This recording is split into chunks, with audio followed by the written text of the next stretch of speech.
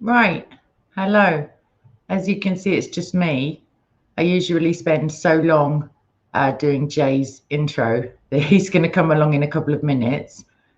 So for anybody who doesn't know, Jay is, firstly, he's a brilliant person. Like as a personal friend, I have a lot of time for him. He's an expert in, he's going to have to correct me because it's all out of my kind of remit, but he's a Quranic expert. He looks at manuscripts, especially the Arabic. I know we have a couple of Arabic speakers in the live chat, also friends of mine. He is Fander Films, which is spelled with a P, just to be awkward. It's not to be awkward. It's the name of a man called Fander who first combined polemics with apologetics, which is, I mean, he didn't do it first. Jesus did that, but he made it a thing, as it were. And Jay has honored him by calling his channel Fander Films. You'll find lots of stuff about the Qibla, which is the direction of prayer, stuff like that within Islam, and the many different Qurans. He's debated Shabir Ali and Yasser Qadhi. Well, he speaks of Yasser Qadhi's stuff. He critiques Islam, especially. He spent 25, he's going to correct me again, 25 long, cold years and warm summers in in Speaker's Corner in London. And he's an author as well. I shouldn't have forgotten that. Just reams of talent, not enough time to get it all out there. But have I missed anything, Jay? Yeah, I'm not an author. Are you sure? You've written papers. You've written, yeah. I've read lots of your stuff, so I count that as authorship for sure. So with that in mind, Jay couldn't make it with Robert and I the other day, but Robert did mention, Jay, welcome, by the way, that you'd, and to be honest, I can't remember exactly specifically what you said, but when we were speaking about the alleged non-historicity of Muhammad, he said that very recently you'd made some sort of discovery or put forward another point of view. What is that all about?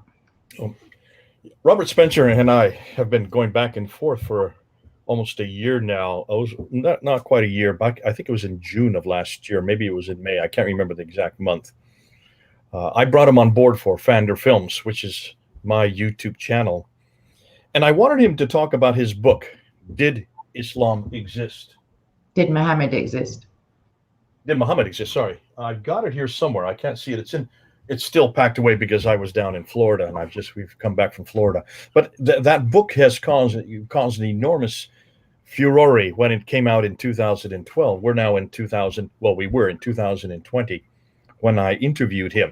And in that interview, I wanted him to unpack where he's gone since 2012 in the last 8 years. And he was moving and saying that much of everything that he wrote in that book, he still agreed with. And I was excited to hear that because I have been working on this theme since 1994, 1995, when I did my first debate on this very subject with Dr. Jamal Badawi at Cambridge University, there at Trinity College. So we're talking about 25, 26 years ago. I debated this whole idea, did Muhammad exist? Now, I didn't term it that way. What I was asking, what are the origins of Islam? How did Islam begin? Yeah.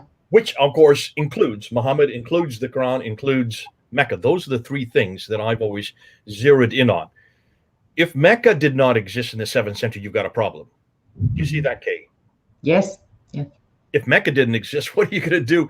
What are you going to do with the references all the way through the Quran and all the way through the tradition? Chapter 7, verse 24 of the Quran, which says that Adam and Eve were thrown down to the earth. You go to the traditions in the 9th and 10th century, they were thrown down to Mecca. Throw that out because that would be the first city in existence or the first hamlet or the first settlement for mankind. So that would have to be thrown out. Not only the Quran, but the traditions on that. What are you going to do with chapter 21 of the Quran? In chapter 51 to 71, you have Abraham living well, now it doesn't say Mecca, and this is the problem with the Quran. It doesn't give the word Mecca. It just says living in the city where Masjid al-Haram is. The Masjid al-Haram, of course, is known today as the Kaaba, where it would be the place of bowing, the forbidden place of bowing is how you would translate that word. The forbidden place of bowing, which would be the Kaaba. That's what Muslims assume is. So that must be Mecca. So they place him in Mecca in chapter 21. And that's 1900 BC. If Mecca did not exist even as late as the 7th century AD, you throw that out. Historically speaking, that's a no-brainer, right? Yeah. And then, of course, in all the traditions, it's very clear in the Sirah of Ibn Hisham, written in 833. It's very clear that Muhammad was born in Mecca, that he was living there until 622. So for 60 years he lived in. I'm sorry, for 50 years he lived in Mecca, right? And then he moves from Mecca up to Medina. Now there's another problem. If there was no Mecca in 622 or 570, where did he live? Not Mecca, obviously. He lived somewhere else. So that throws that out. So you can see place after place after place after place after place in both the Quran and the traditions. If you don't have this city, you have shown a huge hole in the narrative. Have you heard that phrase before? Holes in the narrative. There's more than one of them, exactly. So that's one hole in the narrative. Now we've just found out in just the last 2 weeks. Look at this. Just in the last 2 weeks, we're in March of 2021. We have just now found out that the trade route, remember all the trade went through Mecca? Remember that was debunked? Yes, I saw you. Sorry, can you mute your YouTube, one of them? I can hear myself back again. I don't know. I'm not a tech guy, so I have no idea. Maybe I need to put on earphones then. Potentially. So have you been hearing me back again? Sorry. No, I can hear you the once and myself. I don't know if anybody else can. Actually, now I can't. Only very faintly. It's as long as it's not putting anybody off, then it's fine. Okay, if it becomes a real problem. Tell me about the trading routes. Everything's still packed up. I haven't unpacked everything, so I have to go and hunt it and look for it. So here we have a real problem, Kay. If Mecca did not exist, and yet all the traditions say he did, if Muhammad was born there and it did not exist, what are you going to do? Now, here we just found out that the trade route theory put out by Montgomery Watt in the last century. So the last century, Montgomery Watt says that the reason why Mecca is so important because it was the center of trade. The trade which came across the Arabian Sea, landed there at Aden, went to Najran, went to Sana first, then Najran, then to Taif, then down to Mecca, then back up on the plateau to Yathrib, Tabuk, Khaybar, Tabuk, and then on up to Gaza. That was the trade route. That's what he proposed in the last century. Patricia Crone comes in 1987. Now, she reads and writes 15 languages. All of these archaic languages from the same time period that these traditions were being written. And she goes back to the Akkadian, she goes back to the Syriac, she goes back to the Nabatean scripts, she goes back to all these trading documents and debunks that in 1987 with one book called Meccan Trade and the Rise of Islam, showing that there was no trade whatsoever from Taif down to Mecca and then back up to a place called Yathrib. That didn't exist. There was nothing on any map. She couldn't find it on any map until 900 AD. So that was thrown out of the water very clearly. And what she said was that all the trade was maritime. It went up by the sea, the Red Sea, right? Look on a map. You can see the Red Sea there. Yeah. And I jumped on this. For the camels. Go ahead. I said makes it difficult for the camels. Therefore, you people who only use camels are not much involved in the sea trade. Yes. There's another reason, and we just found this out in the last 2 weeks. So can you see Robert Spencer's problem? Because he is writing books that has to be published that only get finding out to people's hands until July. He published this new edition for Did Muhammad Exist back in December of last year. You're not going to get it in your hands till July. And we're already debunking Robert Spencer. He can't keep up. And I said, Robert, the problem you're having is you're writing books. Books are too slow. No comment, Your Honor. No comment at all. I don't want to get involved with you boys because I don't know whether David would come around yet. I just don't know. What I would say though is the Quran. We're not arguing. I'm just saying, can you see the problem? What I'm saying to Robert is get your face out there and start using videos, because videos, they get as soon as something comes on the pipe, it goes up there. Now, this is what's really fascinating. So here's the newest material that's just come out in the last 2 weeks, Kay. We've already debunked any reference to trade going up through Mecca by land. That was done in 1987. We're now in 2021. We just found out some brand new research has been done in the last year looking down at the Red Sea from above. And of course, the question always comes up, what, if Mecca is not on the sea, what was the port that Mecca used? Well, Jeddah is the port that it used. So historically, Jeddah supposedly has been in existence since the 2nd century BC. That's what Wikipedia says. Hold on a minute. And listen, we all trust Wikipedia, right? Yeah. Do you trust Wikipedia? Not always. I do like to have addition. I mean, I trust it over the Quran, if that helps. Well, I trusted Wikipedia because I put up a video 2 weeks ago saying, yes, Jeddah did exist since the 2nd century BC. Boy, did I get hammered. And that's the beauty of YouTube. Immediately people can shut you down and cross you right, left, and center and say, you have no idea what you're talking about. How dare you just take Wikipedia at its word? Look at the sources that Wikipedia used. Well, lo and behold, what do you think Wikipedia used for its sources? I wouldn't like to answer. The Islamic traditions. They weren't even the early traditions. They went back to traditions that were written in the 14th and the 15th century. 600, 700, 800 years after Muhammad, and they were the ones that said that Jeddah existed since the 2nd century BC. Well, sorry, so were they the ones who were trying to get the Islamic story straight, as it were, these 14th and 15th century guys? The other point I'd make before I forget is that the Quran kind of supports what you're saying with regards to at least Abraham and the Kaaba, because it says if you're in doubt about this, which we're telling you right now, well, just go and have a look, go and ask these guys, because they've got another of my best-selling books in their possession, as it were. And Abraham's life is documented to the most minute detail. If he goes to a certain field, if he buys a plot of land, if he, sneezes, basically, somebody is there. He grew up in Mesopotamia, way over. Oh, he was all. Yeah, but he was all over the place. But the fact is, he never got around.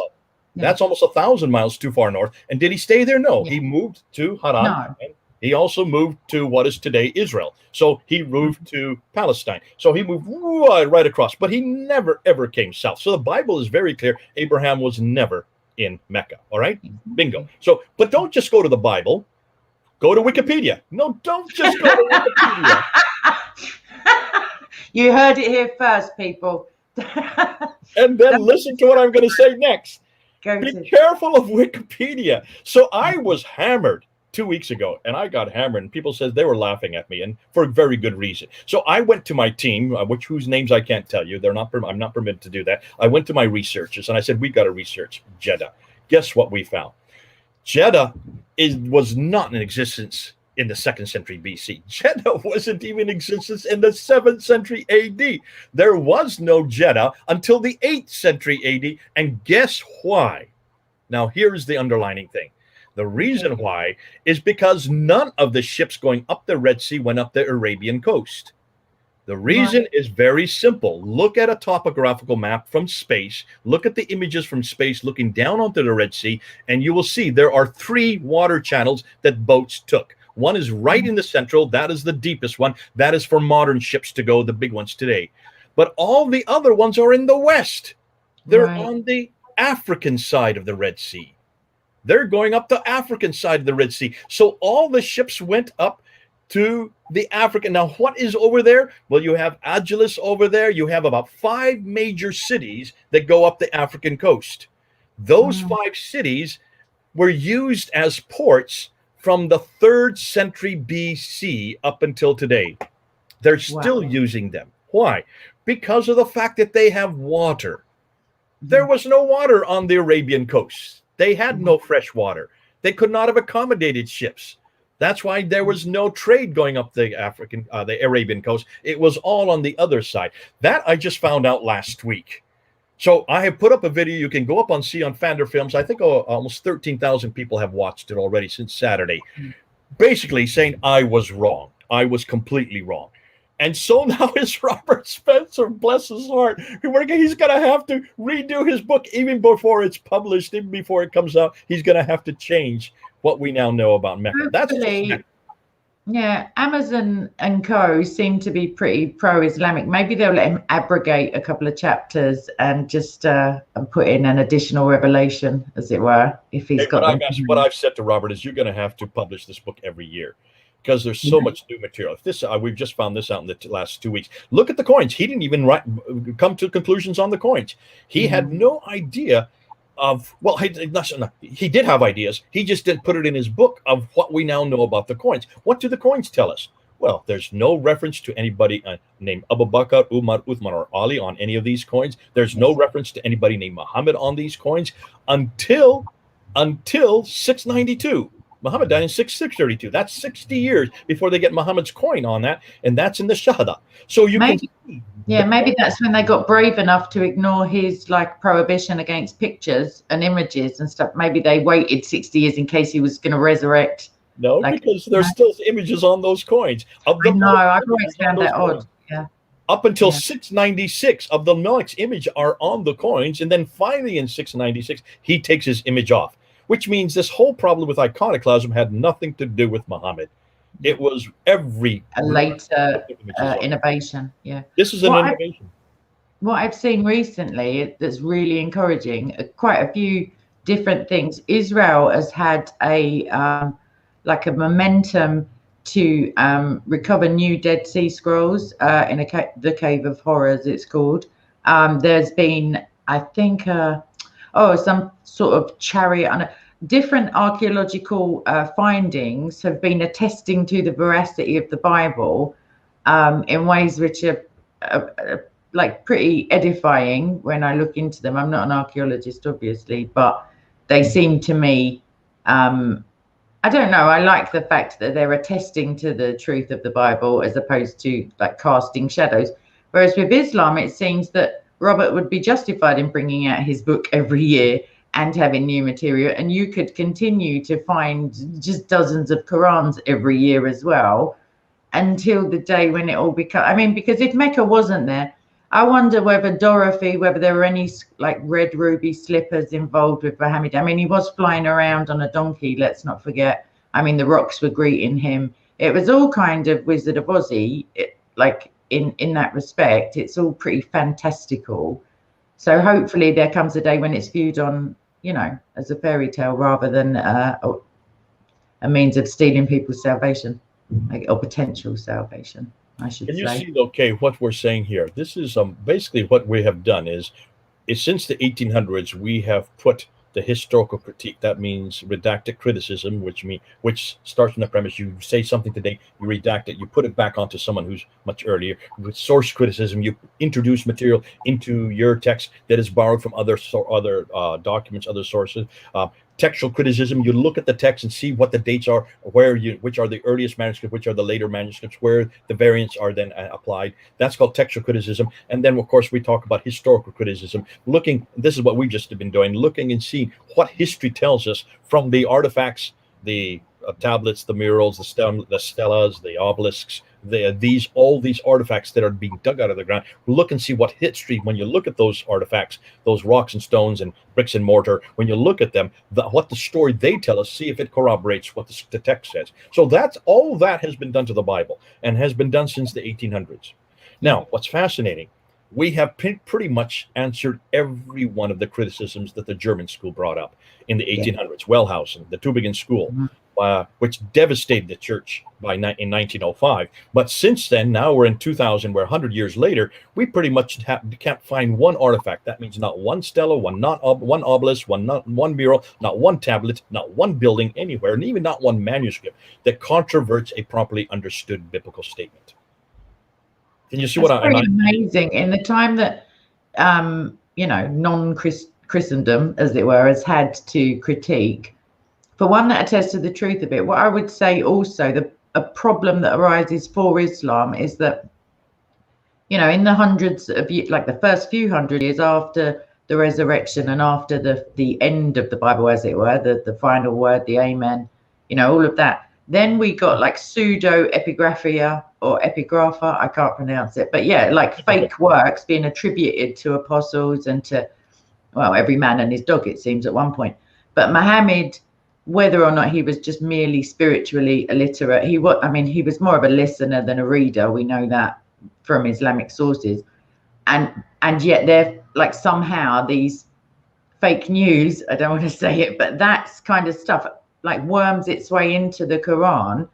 And that's clear evidence and clear red flags for anybody who knows the real historical Jesus and the real extra biblical, evidences for the resurrection, for example, when there wasn't even a crucifixion of Christ in the Quran. And there are, I think Gary Habermas, that there are people who've written just reams of stuff on it, and not that there are certainly ways to. I was thinking this earlier in terms of polemics and apologetics. There's always, a recourse to the Bible. That's my first.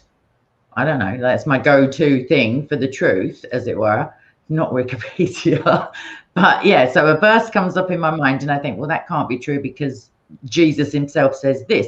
But then if you're if your opponent, as it were, doesn't hold, even if they claim to, even if they're Muslim, the chances are they're not diligently reading their Bible with anything other than polemics in mind. So if you can't go to the Bible, then you have to go to, I don't know, like universal truths other than those. Do you know what I mean? History and archaeology and manuscript evidence and just common sense half the time. Like the moon being split.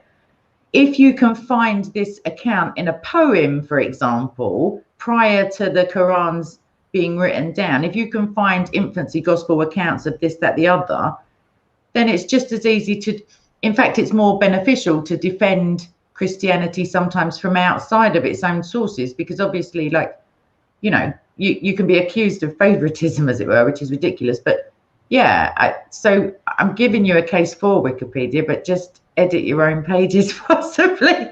I don't know. But yeah, so historical stuff is just as important as the Bible, is what I'm trying to say. Because, well, I think if you're going to give credibility to the skeptics, and the skeptics are out there, the skeptics are skeptical of the Bible, this authenticity, what is the first thing you need to do? You need to answer their skepticism. And the way to do that, you need to use their own terminology. You need to use what they demand. And listen, remember, I understand a lot of the skeptics about the Bible, they're sick and tired of Christians saying, believe in Jesus because look what he's done for me. They are sick and tired of saying, we don't care about your testimony because he hasn't done that for us.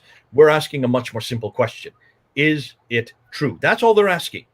Is it true? Those three words. And to understand and to be able to defend or even to answer that question, we need to know to what would they be persuaded by. And what they're persuaded by is historical evidence. What they're asking is, don't just say that Jesus did this for you.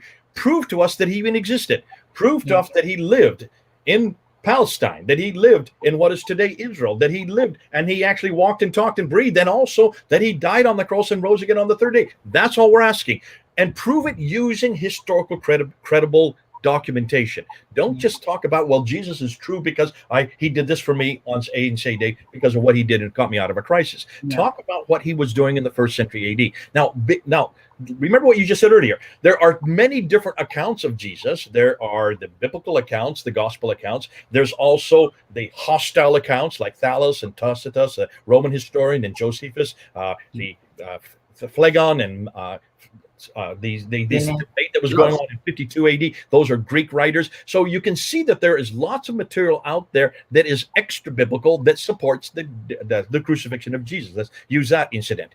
What you can also go to let's go to the Gnostic writings. But the Gnostic writings don't even come to appear until the 2nd, 3rd, and 4th century. And those writings, when you look at what they say about Jesus, look and see what they say about his childhood, because most of them are about his childhood. That he was devious, that he lied, that he used his magical powers to kill people. Is that the Jesus you believe? Now, if you're going to use, not unless he had a very troubled childhood and some sort of miraculous intervention. No, that's not. No, hold on a minute. Would you go to 2nd, 3rd, 4th century Gnostic writings that were not in the same area Jesus lived in and not even the same century he lived in? Or would you go back to the very century he lived in by those who knew Jesus, like Matthew and John? They were eyewitnesses to what they wrote. Mark and Luke got it from the eyewitnesses. Would you not go to those? And when you look at the Jesus of history from the 1st century versus the Jesus of the Gnostic account from the 2nd, 3rd, it's a completely different Jesus. Now, let's put that same question and put it on to Muhammad. Would you go to Muhammad of the 9th and 10th and 11th century, which are the traditions that you're still using? I just heard you quote it. I just heard you say Muhammad did this or Muhammad did that. You're quoting from the 9th and 10th century. Why are you even using that Muhammad? Shouldn't we go to the 7th century Muhammad? Because there is a man named Muhammad in the 7th century. But you can't find him, apparently. Yeah. But you haven't kept up with the newest material. There is a Muhammad from the 7th century. That is what Robert was saying. You were saying that's exactly. So what was his name? Actually, it was a Christian. His name was Muhammad. That was his nickname. He lived in what is today Kufa, way up in Hira, which is in Iraq. He was hundreds of miles away. He was in this case hundreds of years earlier. Now, should we go to that Muhammad from the 7th century and not the Muhammad of the 9th and 10th century, since we can't find any reference to that Muhammad? If you're going to do it with the Christian documentation and the person of Jesus Christ, you need to be consistent, Kay. And this is what I'm saying to everybody. If you're going to spend all your time talking about the Muhammad of the 9th and 10th century, which is a redaction, it's 200 to 300 years too late. He's in the wrong place, doing the wrong things at the wrong time, even saying the wrong things. Why are you trusting that Muhammad? And why aren't you going back to the 7th century, which every historian should do, and look and see what we now know about the 7th century? And this is changing almost weekly, what we're learning about it, because no one has dared to do that. And if we're going to do that with Jesus, if we're going to do that with every other historical character, then why in the world are we not being consistent with Muhammad? And the reason I would say is because there's a fear. Yeah, there is a fear I think it's of persecution. Yeah. There is a fear of retribution.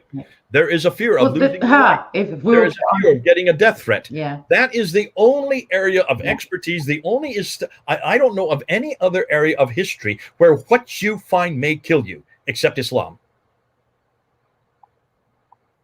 Now, let me just say this. Well, potentially working for the mafia, but I mean, that's... Well, what are the mafia doing about history? I don't know mafia involved in history. I'm talking about historical research. When you're looking at... I'm saying people who finding stuff out can get you killed. I think that's the only other profession apart from polemicizing Islam. Maybe that's... Or just being a Christian around the world in certain majority Islamic countries. Show me any other area of research where you're doing documentary, when you're doing academic research and a master's doctorate level, and show me where you can be killed because of what you have discovered.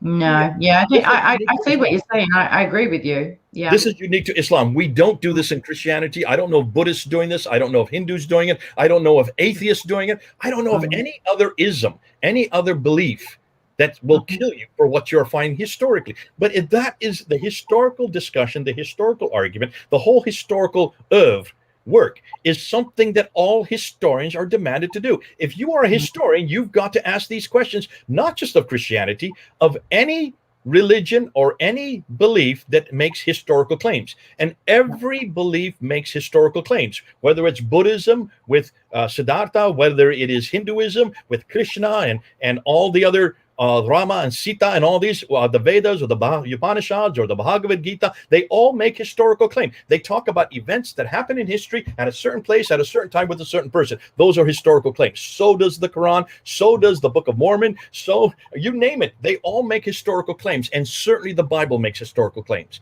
Every time a historical claim is made, you've got to therefore investigate it historically. And when you investigate it historically, there should be no death threats depending on what you find.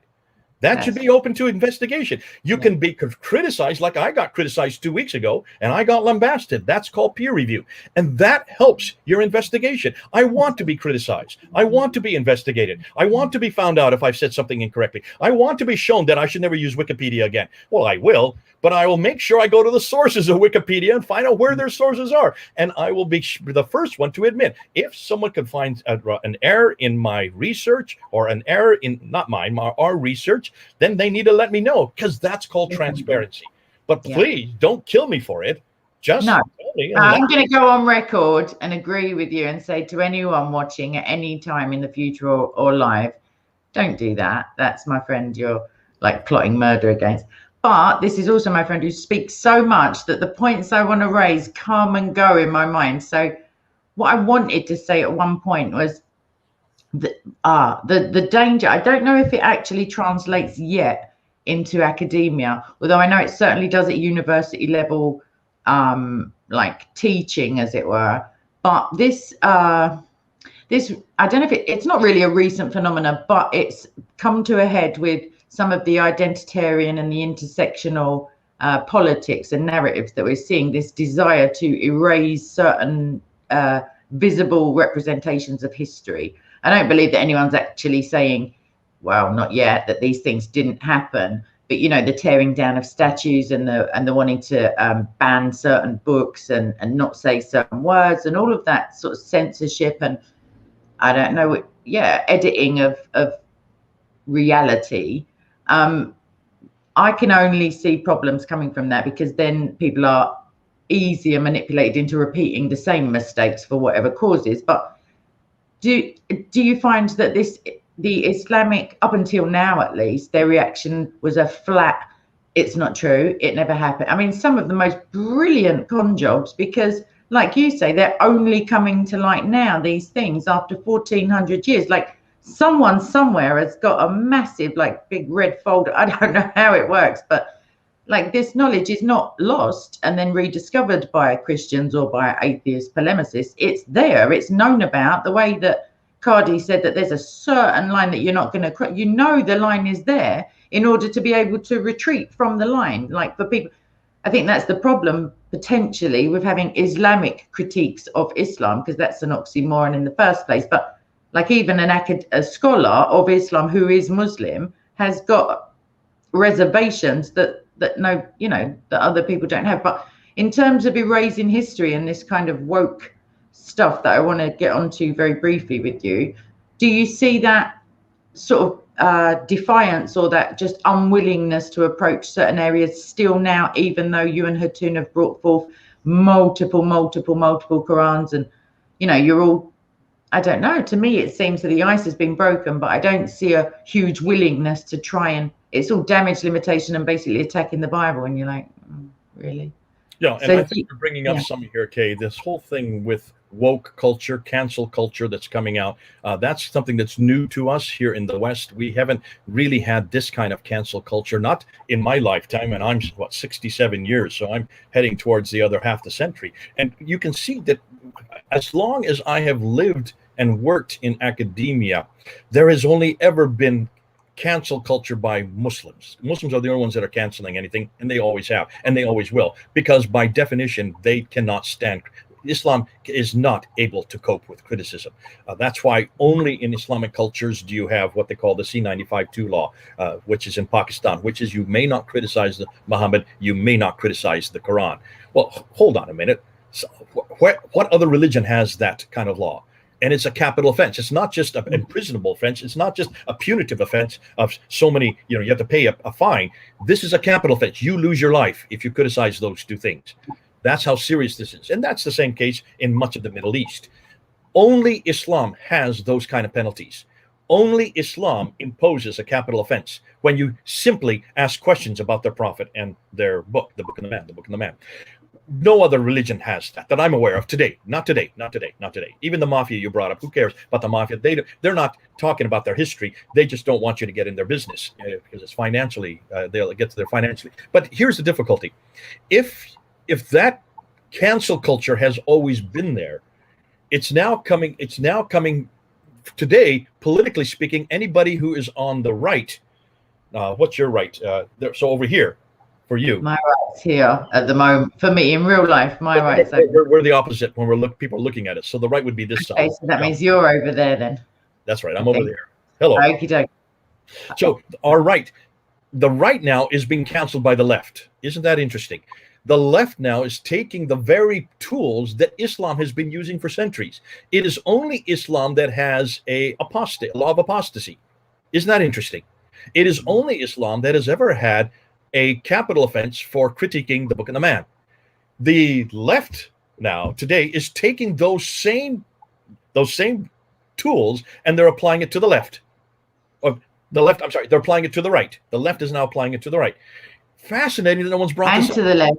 Actually, as they go further, I don't know which way, I'm just going to use both hands.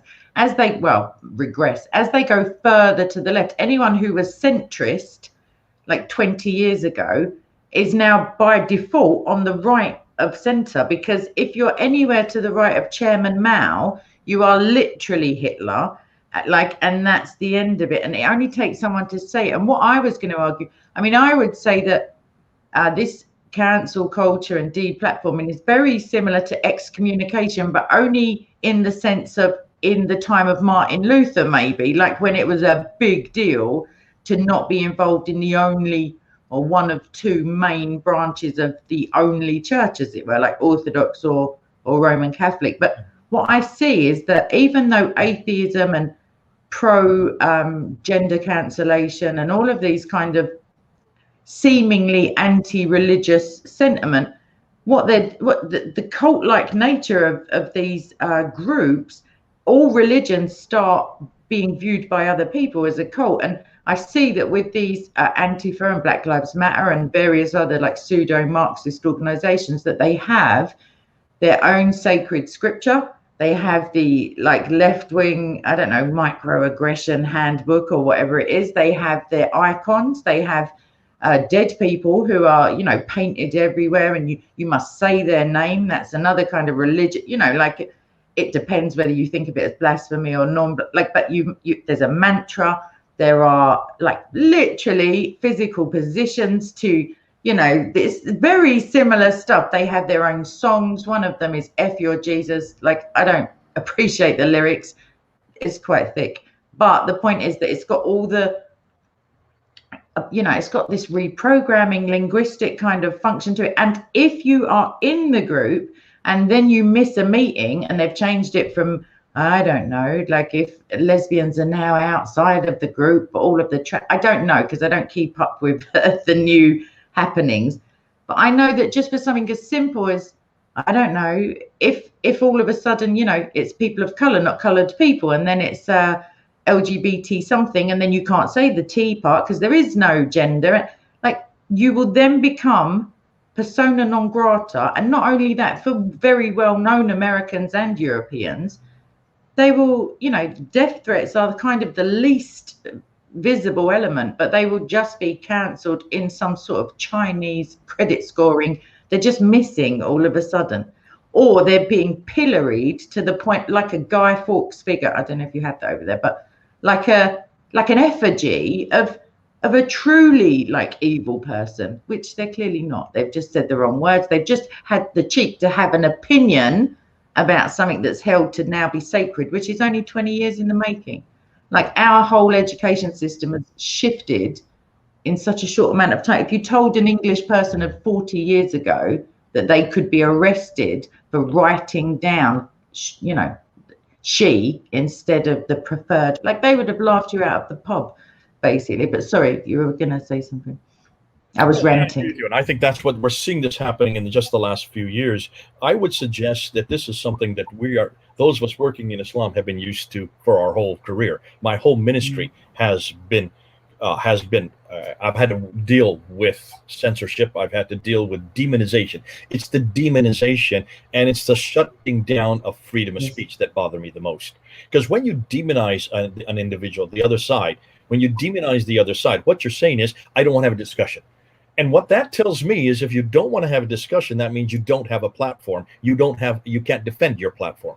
When you cannot defend your platform, when you cannot defend your ideas, when you cannot defend your narrative, and the only thing you have left to you then is to incriminate the other, to use ad hominem. It starts with ad hominem. From ad hominem comes to demonization. Once it goes to demonization, the next step then is to cancel them. And then you put that in law.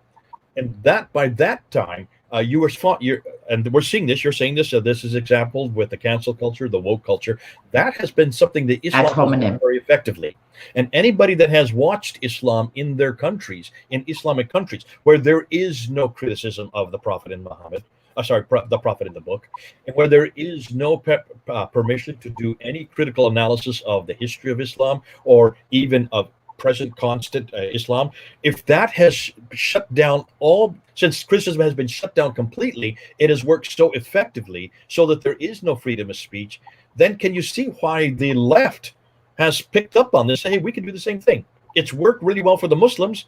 It's worked really well for the lesbians and the homosexuals and homophobia. Look, as the demonization came once the term was introduced. Once homophobia was put and became a brand name, then all you need to say to is that person's a homophobic.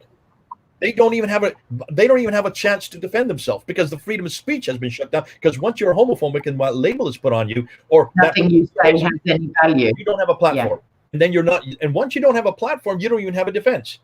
And can you see how effective that is? Now, Islam has been doing this for centuries. They have been doing it as long as they lived. Listen, Dr. Qadi, what's his name? Qaradawi, Dr. Yusuf Qaradawi, out of Bahrain, Qatar, out of Qatar, with, I forgot the name of the television, Al Jazeera television, that he's on every night. He is considered probably the world authority on the Quran on Al Jazeera. What did he say famously a number of years ago? That the apostasy law, without the apostasy law, there would be no Islam. Islam has only been able to survive because of the law of apostasy, which means nobody can leave it. Now, for a man of his stature and his ability to say something like that on television, is not only is it probably one of the most honest things he has said, but it also shows how weak Islam is. Islam cannot be defended in the public sphere. The narrative Islam, this narrative that we've been hearing, this narrative of the Islamic traditions of this man named Muhammad in this place called Mecca and this book called the Quran, that narrative must remain intact, must remain sacrosanct with no criticism, because if any critical analysis is done of those three things, it will shut down Islam. No wonder it's a capital offense now to confront it. That has worked well for 1400 years for Islam. The cancel culture, the left culture, has picked up on that. They have seen, if you can cancel them, fine. Start with demonization, then with demonization, start with canceling. Once you've done with canceling, then shut them down from all universities, so they cannot teach, so they cannot even speak at graduation ceremonies. And then if they are invited, have riots, destroy property, make sure that that's all over the news, show the enormous amount of violence, and just say this is peaceful demonstration. You even change the nomenclature. Can you see what happens within a few months? This has shown that the left is using the same tactics that Islam has been using for 1400 years. The left has finally picked up on it and saying it has always worked in the past. And once you shut down the person and you shut down their ideas, because once you shut the person down, you then shut down their ideas. Once you shut the ideas down, then you make your ideas and bring it into law. So that law stipulates that anything else against that is against the state, and it's against common sense. And of course, then you don't have any freedom of speech. Once freedom of speech shuts down, what happens to the rest of us? And that's why Christianity has always been at the forefront of freedom of speech, because we have nothing to hide. We have been transparent. There are no red lines. Remember Joseph Qadi talking about the red line. We don't go beyond this red line. That has never existed in Christianity. The thing is, Jesus says, I can hear my voice quite a lot now. I don't know. That's really odd. Okay, oh, now it's fine again. Yeah, Jesus said the truth will set you free. And that's all. That's the only part of the Bible you need to know in terms of red lines. The truth will set you free. I mean, he, of course, is the truth with a capital T, but just in other respects. I've never had a priest or a vicar or any sort of clergyman or Sunday school teacher or theologian that I might speak to. No one has ever said, oh, I wouldn't look into that if I were you. Oh, no. Like, even we had the ridiculousness of the Da Vinci Code and people traipsing around different churches looking for symbols and so, like all of this stuff. But it doesn't damage the brand, as it were. It can't damage Christianity because Christianity is true. But at the same time, Islam is very similar to a house of cards. That's all I can keep thinking of, because everyone has to keep their mouth shut in case they say something that blows down the bottom deck of cards, and then it just crumbles. But the fact is that whilst it crumbles, the shape that's been made around it by 1400 years of intimidation, because we don't know. I mean, even with the advent of the internet and instantaneous, places like North Korea and China are certainly not, those poor Muslims are not even, they're not blessed with access to the information. So whilst Christians are basically hunted down in China, North Korea, you can be, if you're not killed for your Christianity, just a declaration, nothing, you don't even have to feed the poor, anything like that, then if you're not killed, you will receive a lifetime of imprisonment and re-education. And that, to me, is such a brilliant advertisement, as it were, to the fact that Christianity is the truth. And that is why those who are persecuted are blessed, because through their suffering and their refusal to renounce their faith, which would probably get them out of prison, like the truth of Christ is displayed over and over and over again in the 340 million Christians who are being persecuted at the moment. I'm ranting again, Jay. Stop me. Okay, listen, that's something that we should not be surprised by. It's something that Christ promised would happen. Remember in Matthew chapter 10, I've said this many times, I'll say it again. If you look at Matthew chapter 10, Jesus is commissioning the 12 disciples. He's sending them out. Look and see what he says. I'm sending you out as lamb before wolves. Number one, you're going to be hated for my name. Number two, you're going to be persecuted for my name. Number three, you're going to be imprisoned for my name. Number four, you're going to be whipped and flogged for my name. Number five, you're going to be killed for my name. Ooh, those are the 5 things that Jesus told the disciples as he was commissioning them. Now look and see what happened. Every one of the disciples was hated. Every one of the disciples was persecuted. Every one of the disciples was put in prison. Every one of the disciples was flogged. Every one of the disciples, except for John. I was about to just call in John. Except for John, was killed. They all received their commissioning. Paul, the same way. Look at Paul's ministry. Everywhere he went, Berea, Cappadocia, Laodicea, riots, imprisonment, broken bones. He got thrown out of church, of synagogues. Twice they tried to stone him to death. They finally killed him in Rome. His whole ministry was one of violence upon violence upon violence, and finally he was killed. So that is the beginning of the church. That is how the church began. If that is the way Christ promised we should be living, and if you look at the last 2,000 years, Kay, you will see that the Christian church has been hated, persecuted, in jail, robbed, and Christian after Christian has been killed. And look and see when Christianity has grown the strongest, when the numbers have grown the fastest. It's always been during times of persecution. In some ways, it is our DNA. We expect because Christ promised it. We should expect to be hated, flogged, beaten up, vilified, and yes, even in some cases killed. If that is the commissioning of the 12, that's my commissioning. That is your commissioning as well, Kay. And anybody else that's watching us and listening to us, that is your commissioning if you believe in Jesus Christ. And if you carry his name into the public sphere, which if you do, you're going to have to be critical of those who are against his name, like Islam, then you're going to be hated, persecuted. You're going to be put in jail, expect to be flogged and beaten up, and yes, in some cases even killed. So I'm not too worried about this. Yeah. Well, I would say to anyone who's new, because I know there was a lady in the chat earlier who I want to speak to. She's in London. She's interested in apologetics. And to some old timers, to be fair, the Bible says you will be hated, but nowhere does it say go out and make them hate you. Like there's no glory just in being hated, because that person is a murderer in their own heart now, if you see what I mean. So you don't need to. If you have the reason that Christianity is like the reason that weirdly such a rigid Islam and this ever changing, like morphing monster that is this wokeness, the reason they can be so unified in respect of hating Christianity is because, I was saying it to Robert the other day, because they both give lies, as they both promise utopias or Jannas or like just things that are not ever going to happen. And Christianity as the truth has to come along and say, like, as a, you know, as with my love for you that I've been commanded, I have to tell you, it's not going to happen, love. Like, no, there's no porn party in heaven. There's no utopian, I don't know, communist. I don't even know what these people want. I don't think they do either, apart from some like medication, hopefully.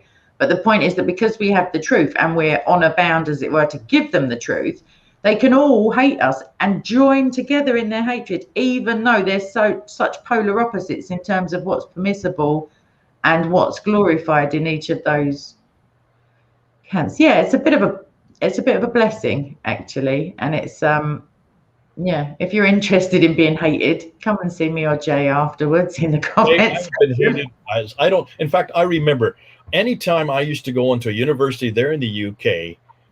In the 1990s, I was invited in with no problem. After 9/11, everything changed.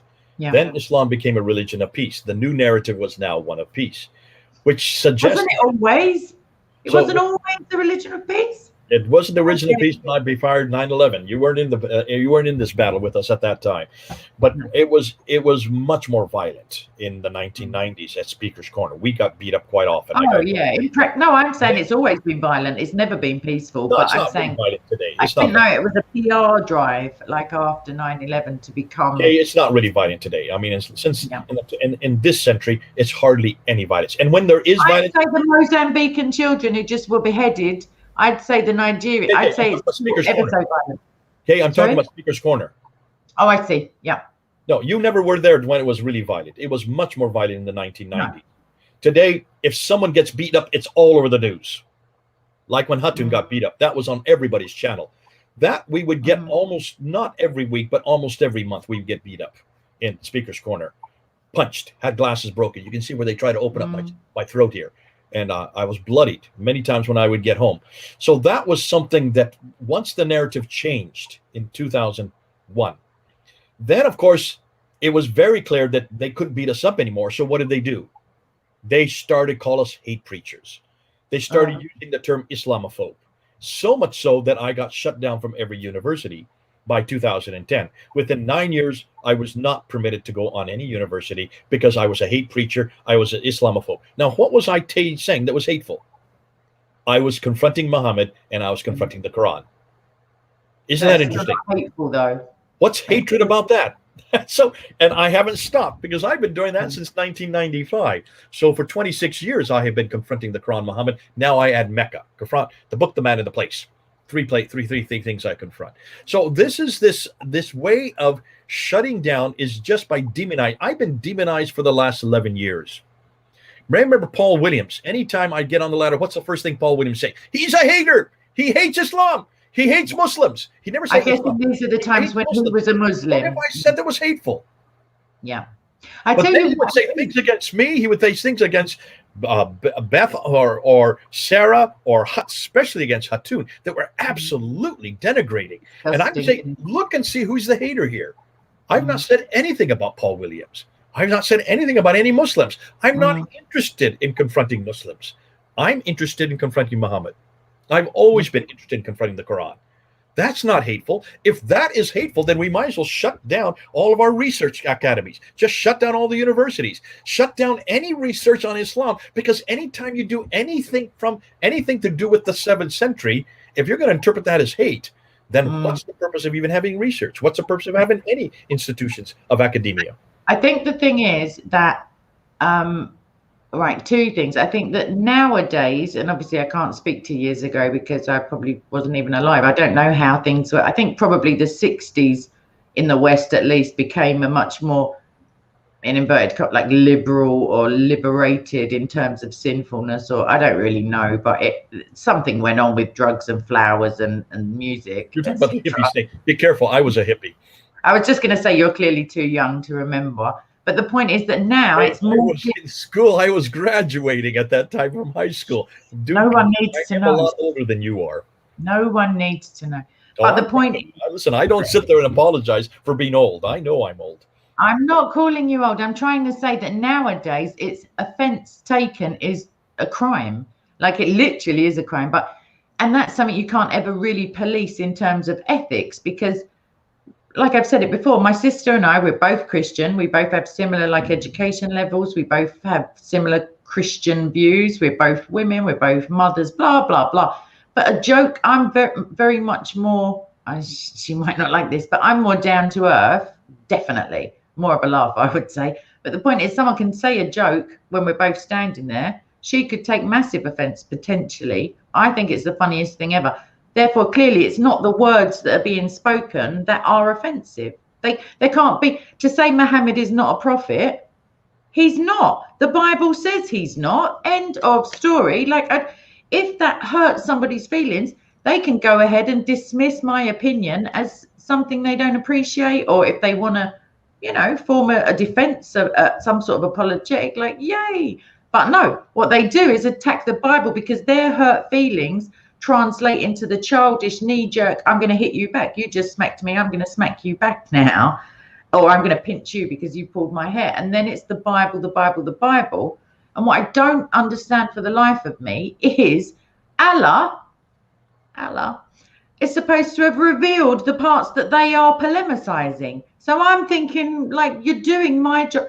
Like, your non-spiritual interpretation of these verses, their interpretation as a, oh, how can God do this? I just say, how can he not? What do you mean, how can he? He can do anything he likes. If he says it, it's true. That's the end.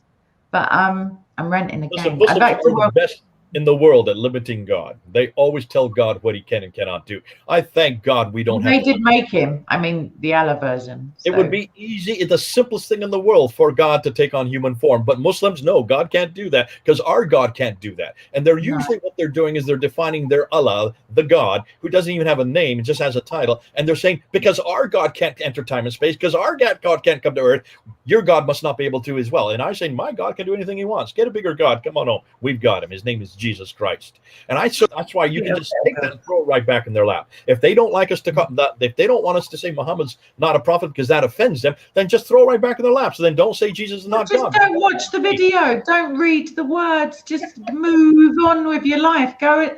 Like, they don't care. They don't seem to care what I have to think about politics or the price of bread or anything else. It's only my views on this really touchy subject. But if something is the truth, and it's grounded in objective morality, which the Bible is, you know, like, it doesn't matter if someone is, even Jesus said, you will be forgiven if you insult me or the Father. Like, seriously, stay away from the Holy Spirit and that.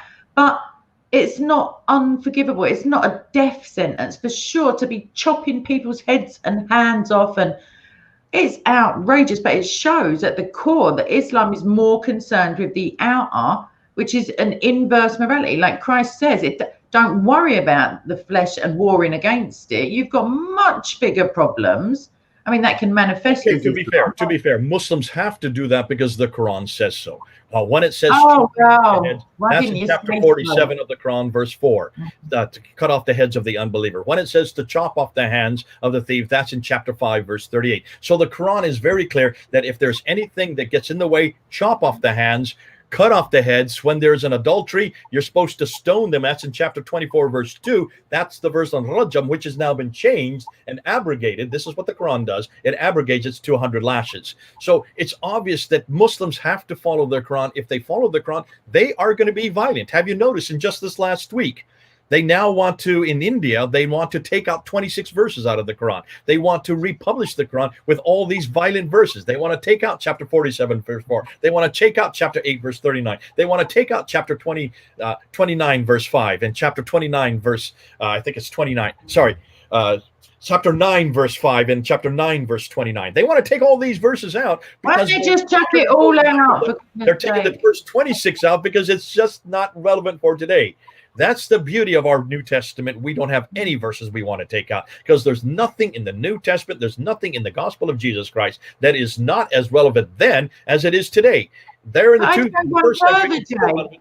I'd say there's nothing in the entire Old or New Testament that's not relevant, because if you see the time in which it was spoken, I mean, God is just strolling through Deuteronomy and Exodus. He's like literally on the ground there with the troops, as it were.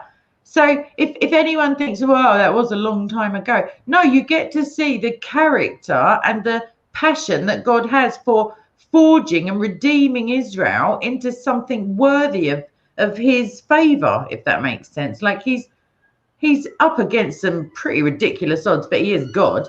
But I mean, he's working with a bunch of lunatics who just can't keep it together for 5 minutes. But the point is that, get into that whole discussion, we do need to bring this to a conclusion. And it's good that you brought up from the very beginning. You asked, what is it that we're finding today? That was your first question. And then you said, what is happening to what we're finding? Well, we're finding all kinds of damaging material from the 7th century that they don't want to talk about. They just want to stick with the 9th and 10th century. Even most of my Christian brothers still want to quote the 9th and 10th century, like David Wood and you just done. Okay, you still believe Muhammad exists. I don't believe he was even there. I have no strong feelings either way.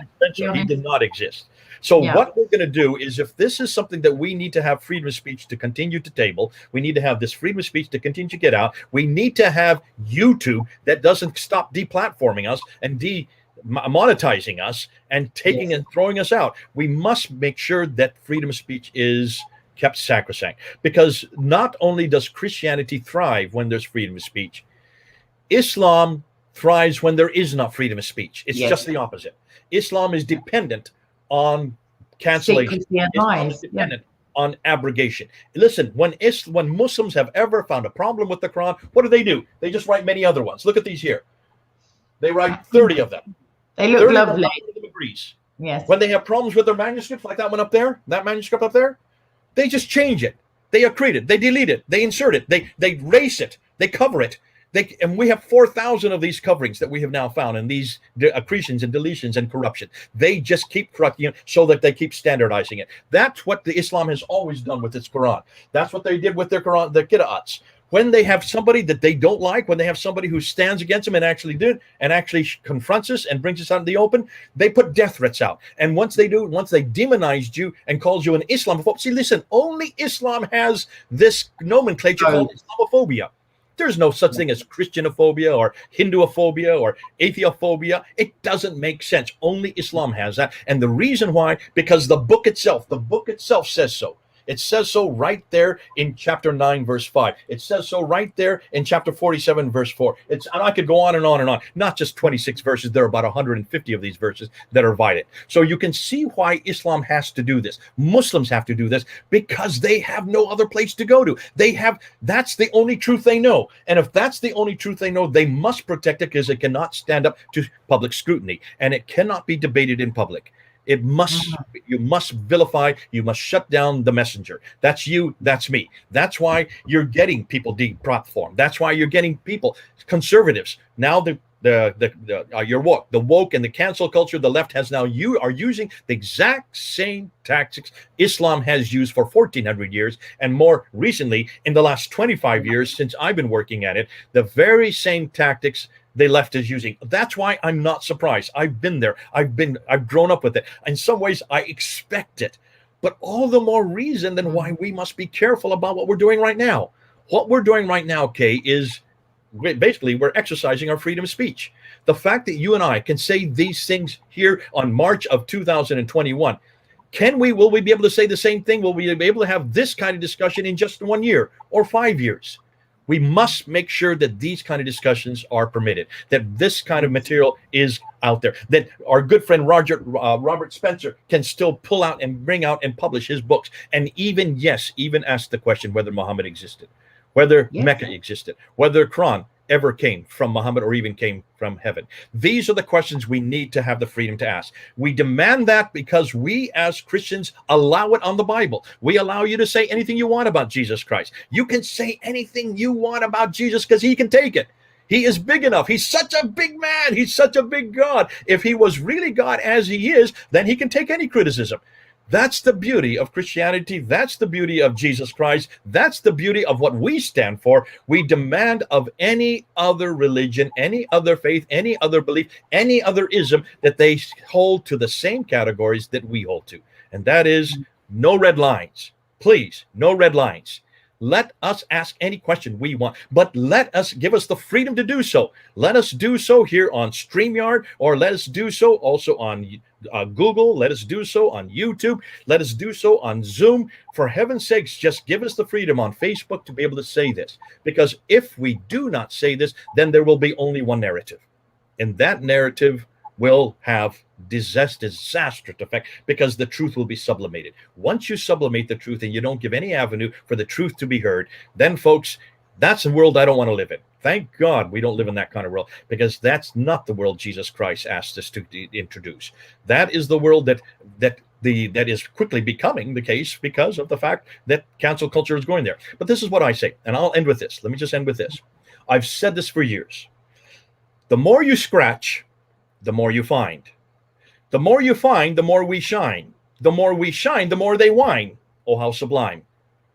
Can you see why I've said that? And I've said this for years. Because it rhymes The more you as well. scratch, the more you find. The more you find, the more we shine. The more we shine, the more they whine. Oh, how sublime. I don't expect them to shut up. I don't expect them to pat us on the back. I don't expect them to open us with open arms and to hug us and say, come on board, we'd love to hear what you're saying. I expect to be hated. I expect to be persecuted. I expect to be jailed. I expect to, yes, even be flogged and beaten up. And in case, I am more than willing to be killed, because that's my commissioning. That's what Christ commissioned the 12. That's my commissioning. Okay, that's your commissioning. That's all of our commissionings. Can you see why? We do not fear this. We do not fear this. I'm going to end on this then. Well, I'm going to make this quick case for Christ in a non-Lee Strobel kind of way, but just for the fact that information, like Christ asks us to, he doesn't, like, we're not to keep the light hidden. We're just literally to take this information out into the nations, to freely give it with love for a greater glory, for the ultimate purpose, for any human being's salvation and justification before a truly holy God.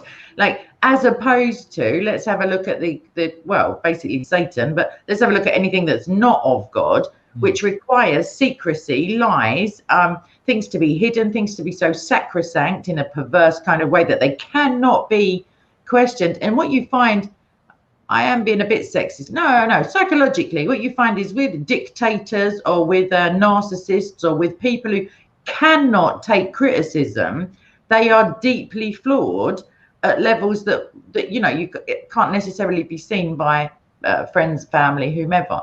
And we find with Christ, it's the complete opposite. He cannot be, like you say, he can't be hurt. He can't be offended, because if he was going to choose any time to be offended as a perfect man and as completely God, it would be when they were spitting in his face, nailing him up on a piece of wood like a common criminal, stabbing him, giving him, like, I think the point at which he may have said, you've gone too far now, that's past. Like, we're all over it. He's very forgiving, and so are we if we're doing our job properly.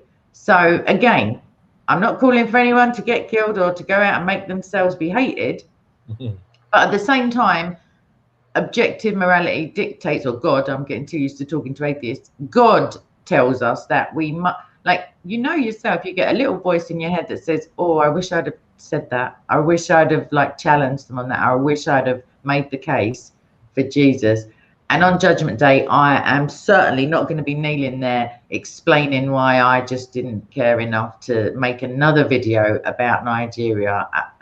One day, Boko Haram are going to cite me as the reason they stopped. They're going to say, this woman, she was driving us crazy with the videos. But it's not going to happen yet. So I want everyone to pray for all the persecuted Christians, whether they're being persecuted by, I don't care. I just couldn't care less who's doing it. But I want you to pray for them anyway, and the persecutors. And on that bombshell of, yeah, whatever that was, rant. Yeah, I'd like to say thanks to Jay. I don't get to see him often enough, apart from on a computer, and even then sporadically. So I'm going to grab him for a second. 3,000 miles away.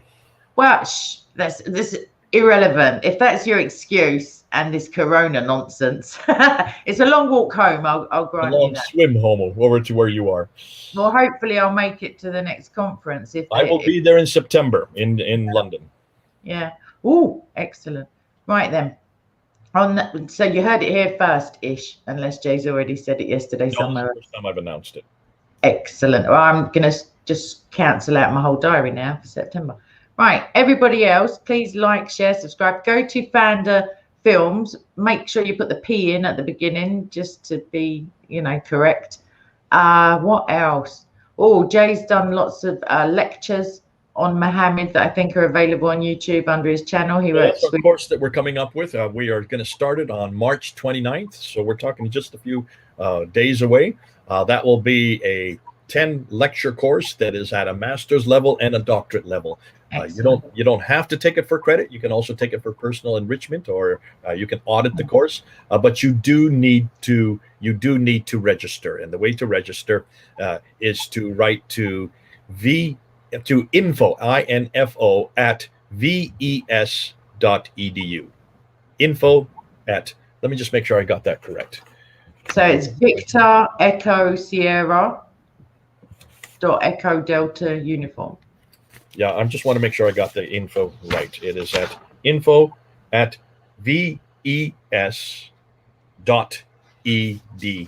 for education. Right, I'll drop that link into the description. I love promising stuff for the description box because then I have to watch the whole video again to find out what I've promised. But also, please subscribe to SOCO Films, the main channel, and mine if you haven't already. Click the like thing, bells, whistles, whatever it is that goes on with the little symbol things and the algorithms and stuff. But do make sure that you watch the space to my wherever it is on the screen that's not me, because within a week there'll be some new discovery and another load of videos on Jay's channel. So it's very difficult to keep up with it because I have to continue being indoctrinated in the university system in the meantime. So that's going well. They're finding me quite difficult, but who knows. Anyway, I'm going to start heading over to the button to say end the broadcast. Jay, thanks ever so much, and thank you for everyone who's here. God bless you all. Take care. Come to Jesus. What is the worst that can happen? Nothing. Right. Take care, everybody, and bye-bye. And that's it.